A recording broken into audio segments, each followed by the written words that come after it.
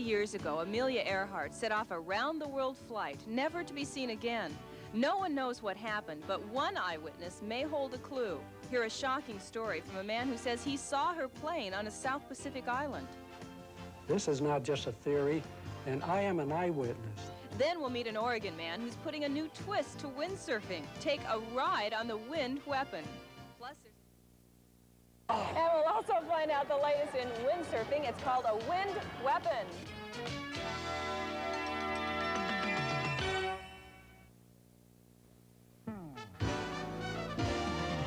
Okay, High Striker.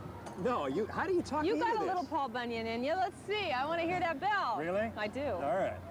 Wow! Greg! I'm impressed. I'm surprised. You've got the arm muscles. I know. You could probably handle that windsurfing. Over the past couple of weeks, we've been taking you up to the Columbia River Gorge to see all that hot action up there. And in case you haven't zipped east on I-84 lately to the Hood River area, you may not know that the Hood River area on the Columbia has become truly a world-class windsurfing location. A lot of colorful sails out there, but one stands out from the rest. It looks a little different. It belongs to Tom Magruder, and his invention is called the wind weapon.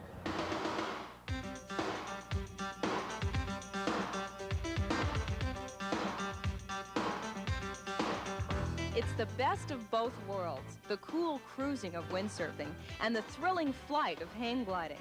The wind weapon is the latest in outdoor adventure toys for grown-ups. A winged weapon guaranteed to wage wind and water warfare. When you get up in the air and you're hanging, just the wind is all that's holding you. And you're floating on the air.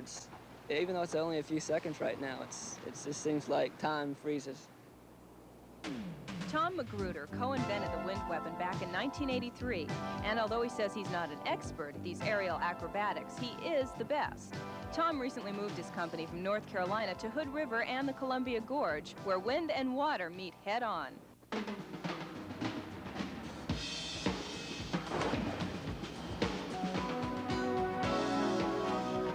That's what I really enjoy the most is you know, kind of being a test pilot on this new thing.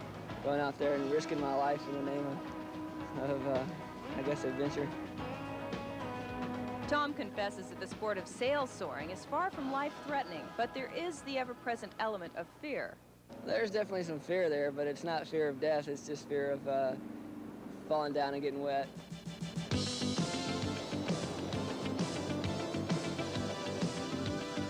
You don't have to be a champion windsurfer to make this thing work.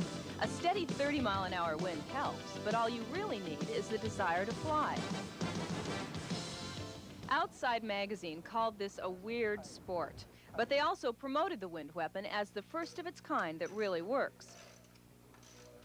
Over 200 wind weapons have been sold in the past year. That's a good sign, but even at $999.99 a pop, Tom's keeping both feet planted firmly on the ground. I don't know if anything's really convinced me that it'll sell yet. I just know freedom is what sells, and man seeks freedom. And our creation allows you to have more freedom than a windsurfer because it gives you the freedom of flight. The wind weapon also allows this young innovator to avoid a 9-to-5 lifestyle. It's a rough workday having to leave the office for an afternoon of product research and development.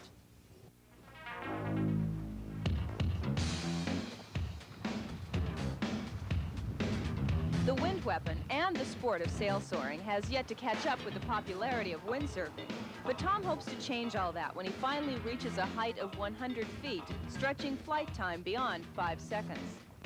But if you count 5 seconds, 1001, 1002, 1003, 1004, 1005, it seems like an eternity. You feel like a seabird, you know, just looking down, and it's really an incredible feeling of peace. Tom admits that, yes, there were dollar signs in his eyes when he first started out, but now his thoughts of striking it rich with the wind weapon are giving way to the value of giving other people wings to fly. Making friends, you know, inspiring other people. People call us up and say, "I'm so glad you guys did this, you know, I've dreamed about this for so long," and they watch a video and say, "I'm tossing and turning now when I sleep, just thinking about the possibilities." So that's the wealth right there, is the inspiration is given to others.